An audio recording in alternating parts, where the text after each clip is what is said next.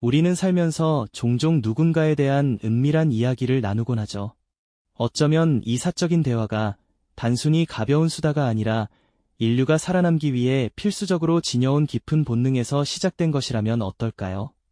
당신이 알게 모르게 누군가에 대해 이야기하는 그 순간 우리는 이미 우리라는 울타리를 견고히 하고 있는지도 모릅니다. 도대체 왜 우리는 이토록 내 편을 만들려 애쓰고 때로는 다른 이들을 배제하는 방식으로 끈끈한 유대감을 쌓아가는 것일까요?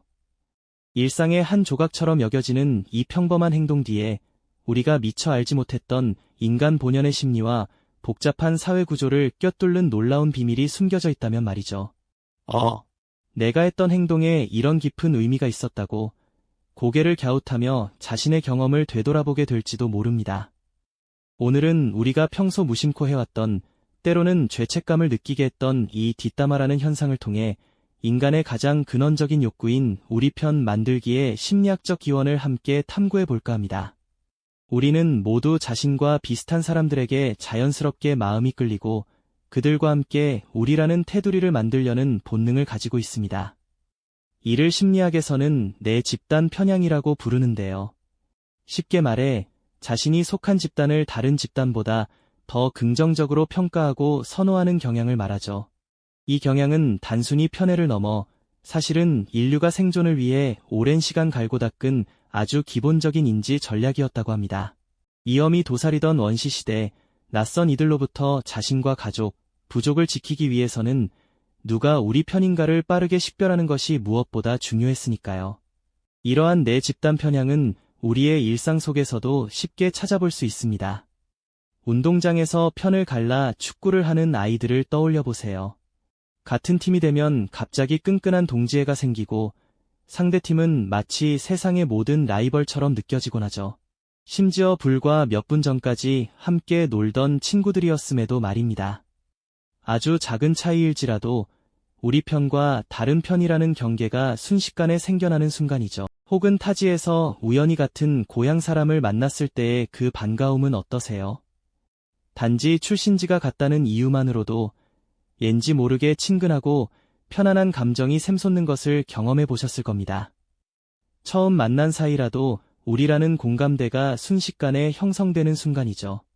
이는 낯선 환경에서 그렇게 우리라는 공감대가 순식간에 형성되는 순간을 우리는 종종 마주하게 되죠. 이러한 현상들은 우리 인간이 얼마나 본능적으로 자신과 비슷한 집단을 만들고 그 안에서 소속감을 느끼려 하는지를 여실히 보여주는 예시일 겁니다. 자신과 유사한 이들과 함께하며 외부 집단과 차별화를 시도하는 심리적 메커니즘은 사실 생존을 위한 아주 기본적인 인지 전략에서 비롯된 것이라고 볼 수 있습니다. 그런데 여기서 한 가지 흥미로운 질문을 던져볼 수 있습니다. 이렇게 형성된 우리 편은 과연 어떻게 자신들의 결속력을 유지하고 강화해 나가는 걸까요? 어쩌면 여러분이 생각지도 못했던 의외의 행동이 그 중요한 역할을 해왔을지도 모릅니다. 바로 뒷담화 말이죠. 누군가에 대한 은밀한 이야기는 때로는 단순한 소문 이상의 의미를 지니기도 합니다. 뒷담화는 과연 집단을 끈끈하게 묶어주는 접착제일까요? 아니면 공동체를 해치는 독과 같은 존재일까요? 오늘은 진화심리학적인 관점에서 이 뒷담화의 양면성을 깊이 들여다보고자 합니다. 우리가 흔히 뒷담화라고 하면 부정적인 이미지를 떠올리기 쉽습니다. 남을 험담하고 없는 이야기를 지어내는 등의 행위는 도덕적으로 옳지 않다고 배우는 경우가 많으니까요. 하지만 초기 인류의 집단 생활을 상상해 본다면 뒷담화가 단순히 나쁜 행위를 넘어 생존의 필수적인 진화적 도구로 기능했을 가능성을 발견할 수 있습니다.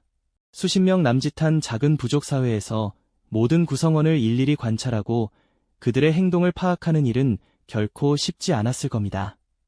이때 뒷담화는 중요한 사회적 학습의 통로가 되었을 것입니다.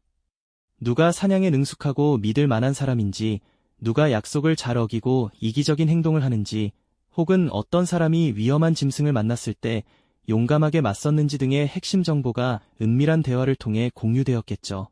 이렇게 얻은 정보는 개개인이 위험을 피하고 신뢰할 수 있는 동료를 선택하며 더 나아가 집단 전체의 생존 가능성을 높이는데 결정적인 역할을 했을 겁니다. 마치 오늘날 우리가 최신 뉴스를 공유하듯 원시인들은 뒷담화를 통해 자신들에게 필요한 핵심 정보를 교환했던 것이죠.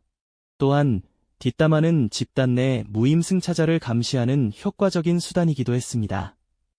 부족 사회에서 모든 구성원은 각자의 역할을 충실히 수행해야만 공동체가 유지될 수 있었을 텐데요. 누군가 사냥이나 채집에 게으름을 피우거나 위험한 상황에서 자신만 도망치는 등 공동체에 해를 끼치는 행동을 한다면 이러한 정보는 빠르게 퍼져나갔을 겁니다. 모닥불 주변에 모여 앉은 부족원들이 슬쩍슬쩍 눈치를 보며 특정 인물에 대한 이야기를 나누는 모습을 상상해보세요. 이러한 대화는 해당 인물에게 심리적인 압박을 주어 행동을 개선하게 만들거나 심지어는 집단에서 배제하는 결과를 낳기도 했을 겁니다. 결국 이는 집단 내의 공정성을 유지하고 모두가 공동의 목표를 위해 노력하도록 독려하는 중요한 메커니즘으로 작용했던 것이죠. 이처럼 뒷담화는 단순히 남을 헐뜯는 행위가 아니라 집단 내 신뢰를 구축하고 결속력을 강화하는 데 기여했습니다. 특정 인물에 대한 부정적인 정보를 공유하면서 우리는 그 사람과 자신들을 구별하고 우리만의 규범과 가치를 더욱 공고히 할 수 있었죠. 마치 작은 마을에서 특정 인물에 대한 소문이 돌면서 공동체의 암묵적인 규칙이 더욱 분명해지는 것처럼 말입니다. 혹은 회사 탕비실에서 동료들끼리 특정 상사나 부서에 대해 이야기를 나누며 서로 공감하고 유대감을 형성하는 모습도 이러한 맥락에서 이해해 볼 수 있을 겁니다. 결국 뒷담화는 우리 편을 명확히 정의하고 우리의 행동 규범을 강화하는 강력한 수단이었던 셈입니다. 이 과정에서 우리라는 테두리 안의 사람들은 더욱 끈끈해지고 외부의 위협이나 내부의 갈등에 맞설 준비를 갖추게 되었을 겁니다. 이처럼 진화심리학적 관점에서 볼 때 뒷담화는 인간 사회의 복잡한 역동성을 이해하는 데 있어 결코 간과할 수 없는 중요한 요소라고 할 수 있습니다. 우리가 무심코 참여하는 뒷담화의 이면에는 이처럼 인류의 생존 본능과 집단 결속의 역사가 깊이 새겨져 있는 것이죠. 이처럼 우리 인류는 생존과 번영을 위해 우리 편을 만들고 때로는 뒷담화를 통해 내부 결속을 다져왔다는 것을 진화심리학적 관점에서 살펴보셨죠. 그런데 말이죠. 이러한 내 집단 편향과 뒷담화라는 본능적인 기제가 과연 현대 사회에서는 어떤 모습으로 발현되고 있을까요? 과연 우리와 그들의 경계는 누가 만들고 또 누가 허물어뜨리고 있을까요? 이제는 사회문화적인 관점에서 이 질문에 대한 답을 찾아보고자 합니다. 현대 사회의 다양한 계층과 조직, 그리고 문화 속에서 우리 편을 향한 애착과 그들을 향한 배타적인 태도는 여전히 강력하게 작동하고 있습니다. 마치 어느 고등학교 교실에서 특정 그룹이 자신들만의 암묵적인 규칙을 만들고 그 테두리 밖에 있는 친구들을 은연중에 따돌리는 상황을 떠올려 볼 수 있을 겁니다. 이러한 배제는 직접적인 언어 폭력보다는 미묘한 시선이나 대화의 단절, 혹은 특정 정보의 공유를 막는 방식으로 나타나곤 하죠. 이처럼 집단 내에서 우리가 아닌 그들을 만드는 행위는 비단 청소년기만의 문제는 아닙니다. 기업의 조직 문화에서도 흔히 볼 수 있는 현상입니다. 예를 들어 회사 내에서 특정 팀이나 부서가 다른 팀의 업무 방식을 비판하거나 자신들의 성과를 부각시키기 위해 다른 팀의 부족함을 언급하는 경우가 종종 있습니다. 이런 대화는 겉으로는 업무 개선을 위한 논의처럼 보일 수도 있지만 사실은 자신들의 팀워크를 다지고 다른 팀과의 경계를 더욱 분명히 하는 뒷담화의 일종으로 볼 수 있는 것이죠.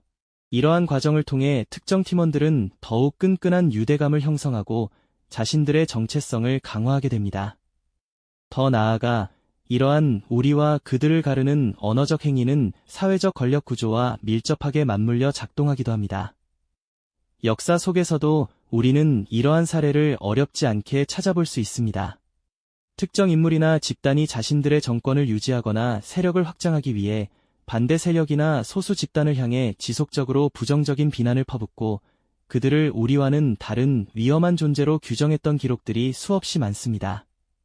이러한 비난은 대중에게 특정 집단에 대한 부정적인 인식을 심어주고 결국 사회적 배제를 정당화하는 수단으로 활용되었던 것이죠.